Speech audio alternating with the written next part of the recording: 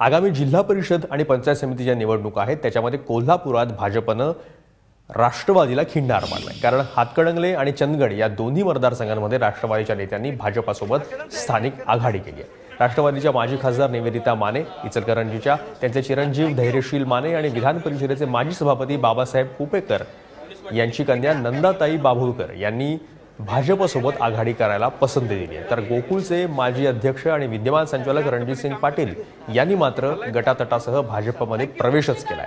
त्यामुळे भाजपचे नेते आणि महसूल मंत्री चंद्रकांत पाटील यांनी काँग्रेसचे आमदार सतेज पाटील आणि राष्ट्रवादीचे आमदार हसन मुश्रीफ यांच्यासमोर कोल्हापूर जिल्ह्यामध्ये तगडं आव्हान उभं केलंय।